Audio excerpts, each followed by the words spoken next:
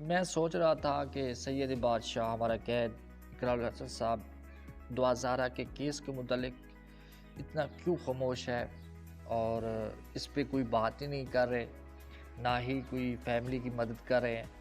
اور as a family ایک سچی فیملی ہمیں لگتی ہے کہ وہ سچی فیملی ہے، تو اس کی کیوں نہیں ماں باپ کی مدد ہو رہی؟ اقرار الحسن صاحب کیوں خاموش ہے؟ اب اقرار الحسن صاحب نے بات کی ہے کہ میں اس لیے خاموش تھا کہ میرے پاس کوئی اتنا ثبوت نہیں تھا کہ میں اس پہ بات کروں۔ میں ہمیشہ سچ کے ساتھ دیا اور میں سچ کے ساتھ، چاہے ظہیر سچا ہو یا ان کے ماں باپ سچے ہوں۔ اب میں نے سرچ کر کے یہ بات کی ہے کہ یہ دوازارہ کو ورغلا کے گھر سے لے کے گئے ہیں۔ یہ ایک گروہ ہے جو اس شکل میں ورغلا کے کسی لڑکیوں کو لے کے جانا اور شادی کا جھانسا دینا اور پھر اس پہ غلط ان کا چیز کو غلط رویہ ان کے ساتھ پیش آنا اور ان کو جسم فروشی کے لیے ان پہ ظلم کرنا، یہ اس کا ایک حصہ ہے اس گروہ کا، جو جس طرح ایک ظہیر کا سسٹم ہے۔ یہ اقرار الحسن صاحب واضح بات کی ہے، اور اقرار الحسن صاحب نے کہا کہ یہ ایک جو دوازارہ کا کیس ہے، یہ میری ٹیم سریام کا جو کہ حصہ ہے۔ میں 10 سالوں سے اس طرح کے پروگرام کر رہا ہوں اور میں نے کافی لڑکیوں کو بازیاب کروایا ہے اور مختلف اڈوں سے، جسم فروشی کے اڈوں سے۔ اس طرح کے کیس ایک میرا حصہ ہے، لیکن میں اس لیے خاموش تھا کہ میرے پاس ایک پراپر ثبوت نہیں تھا، اینتھیٹک ثبوت نہیں تھا۔ پھر اس کے بعد میں آڈیو پہ یقین نہیں رکھتا۔ میں جب تک میرے پاس ویڈیو ثبوت نہ ہو تو میں اس وقت تک کوئی بات نہیں کرتا، اور میں نے یہ سوچا کہ یہ کیس چھوٹا سا ہے، ایک انسانیت کی بنیاد پہ میں اس کیس کو ہینڈل کروں، لیکن یہ چھوٹا کیس نہیں ہے، یہ بہت بڑا کیس ہے۔ اب اس وقت تک اگر یہ چھوٹا کیس ہوتا تو 2 ماہ سے یہ کیس کو نپٹا جاتا۔ اب کیس اتنا چھوٹا نہیں ہے کہ اس کو ہینڈل کرنا۔ اب اس پہ میں سرچ کر رہا ہوں، انشاءاللہ یہ اچھا ہوگا۔ تو باقی عید کے دن تھے تو میرا دل تھا کہ میں دوازارہ کو اور ان کی والدہ کو ملا لوں، جگہ نوٹ کروں جس میں کسی کو نہ پتہ ہو، ٹھیک ہے۔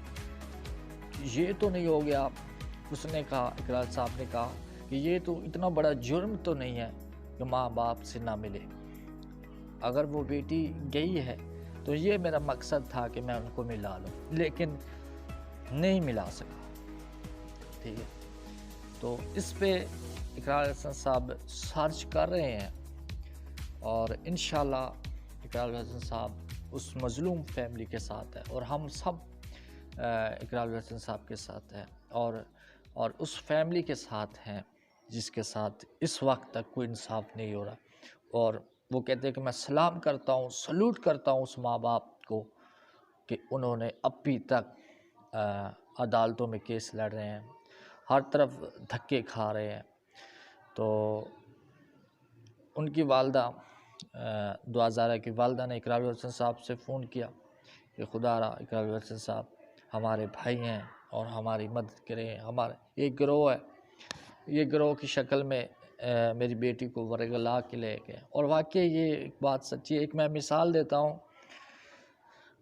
یہ مثال ہے کہ ہماری میاں چنو میں ایک طریق تھی، وہاں ہم گئے تو ایک لڑکی فون پہ، چھوٹا سمارٹ فون ہوتا ہے، یہ ٹچ اس وقت نہیں تھا، 5-6 سال کی بات ہے، اس کے پاس ٹچ موبائل نہیں تھا، ایک فون پہ رابطہ ہوا لڑکی کے ساتھ۔ خیل علاقہ ہے خیبر پختونخوا کا، وہاں سے لڑکی آئی میاں چنو میں، تو جیسے ہی بات ہوئی، کچھ لالچ دیا کہ ہم کروڑ پتی ہیں یا لاکھ پتی ہیں، جس طرح ہوتا ہے آج ہم سوشل میڈیا پہ یہ دیکھ رہے ہیں، یہ باتیں دیکھ رہے ہیں، اس کی شکل دیکھیں، اس کے کردار دیکھیں، تو یہ اس طرح کے ایک ڈان بنے ہوتے ہیں فیس بک پہ، کالے بھی چٹے ہوتے ہیں، چٹے کالے ہوتے ہیں، یہ اس طرح بندہ جو بھی ہے سوشل میڈیا کا ایک سسٹم ہے۔ تو میری بات کرنے کا یہ مقصد ہے کہ ہم یقین کریں کہ لڑکی اتنی خوبصورت کے کمال تھے، تو لڑکا اتنا غریب، جس طرح ایک شکل اس کی ظاہر کی ہے اس طرح اس سے بھی کم تھا۔